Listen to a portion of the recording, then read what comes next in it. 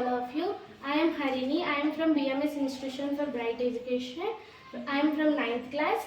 Today we are going to the sound of music. The chapter name is The Sound of Music. Evelyn Glennie listens to sound without hearing. Evelyn Glennie అనే ఒక అమ్మాయి వినకుండా తను వింటుంది vibration ద్వారా. Before you, God may have taken her hearing, but He has given back something extraordinary. When what we hear, she feels far more deeply than any of us. That is why she expresses music so beautifully. దేవుడు తన నుంచి చెవిటిని లాక్కొనేసాడు, కానీ తనకు ఒక extraordinary thing ఇచ్చాడు. అదే vibration ద్వారా తను వినగలదు ఏమైనా. Read the following account of a person who fought against a physical disability and made her life a success story. ఇక్కడ ఇచ్చిండే పేరాలో ఆమె గురించి ఉంది. తను ఒక physical disability and made her life A success story. ఆ సక్సెస్ స్టోరీ గురించి ఇక్కడ ఇచ్చారు. మనం తన గురించి తెలుసుకుందాం. Rush hour crowd jostled for position on the underground train platform. A slight girl looking younger than her, 17 years, was nervous, excited as she felt the vibration of the approaching train. It was her first day at the prestigious Royal Academy of Music in London, and daunting enough for any teenager fresh from a Scottish farm. But his aspiring musician faced a bigger challenge than most. She was performably deaf.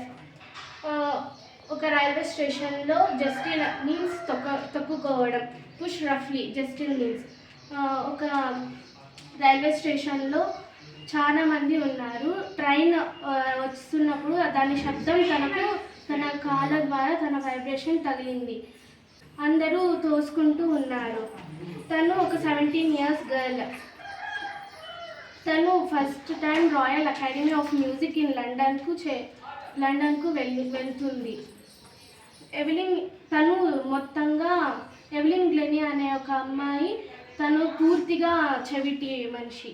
Evelyn Glennie loss of hearing had been gradual. Her mother remembers noticing something was wrong when the 8 years old Evelyn was waiting to play the piano. They called her name and she didn't move. I suddenly realized that she hadn't heard, says Isabel Glennie. For quite a while, Evelyn managed to conceal her growing deafness from friends and teachers, but by the time she was 11, her marks had deteriorated and her headmistress urged her parents to take her to specialists. It was then discovered that her hearing was severely impaired as a result of gradual nerve damage.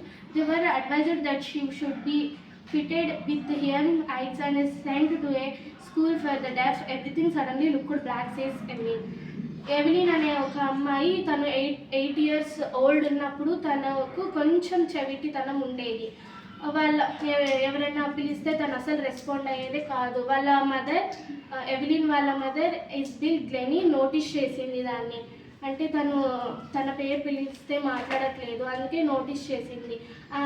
And మరి వాళ్ళ స్కూల్లో కూడా teachers and ఫ్రెండ్స్తో ఎవరి దగ్గర చెప్పలేదు తను నాకు ఇలా చెవిటితనం ఉంది అని. తను మేనేజ్ చేసుకుంటూ వచ్చింది.